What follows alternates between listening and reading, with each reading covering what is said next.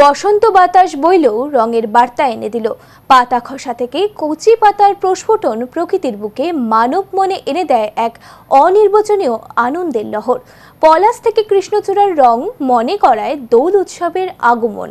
দিকে দিকে রঙের পসরা নিয়ে এসেছেন সকলে। শিলিগুড়ি শহরে যেদিকে চোখ পড়বে এখন সেদিকেই লাল নীল হলুদ সবুজের বন্যা। শুধু এ শহরেই নয়, ভিন শহর ভিন প্রদেশ থেকে ব্যবসায়ীরা এসেছেন তাদের তৈরি রং নিয়ে। কিন্তু রঙে কোনোটা রয়েছে প্রাকৃতিক, আবার কোনোটা কেমিক্যাল মিশ্রিত। তাই কেনার সময় দেখে কেনাটাই ভালো বলে মনে করছেন আমজনতা, কিন্তু বিক্রেতাদের মন্তব্য অন্যরকম। ये रंगोली है, ये अबीर है, गुलाल है, बढ़िया रंग होता है। यूपी कानपुर से पक्का रंग होता है। साल में 2 बार आते हैं, होली पे दीपावली पे।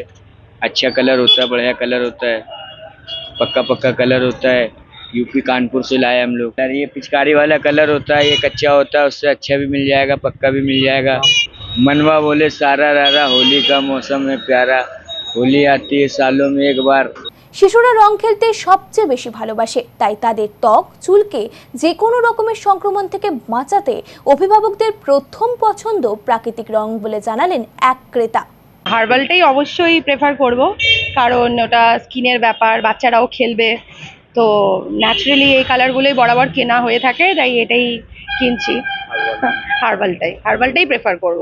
পশু পাখিকে একদম রং দেওয়া দরকার নেই, বিশেষ করে কুকুরদের, ওরা তো বলতে পারে না, তাই ওদের উপর বল প্রয়োগ করে ওদের উপর রং দিয়ে ওদেরকে ডিস্টার্ব না করে নিজেরা খেলো এবং সুষ্ঠুভাবে সবাইকে আনন্দ দিয়ে রংটা সবাই খেলা উচিত। ছোটবেলা থেকেই রং খেলে অভ্যস্ত আমরা, প্রকৃতির সঙ্গে সাযুজ্য রেখে। একটা সময় আমরা জানতাম আবির মাখলে রোগ হয় না, এখন আবিরেই রোগ।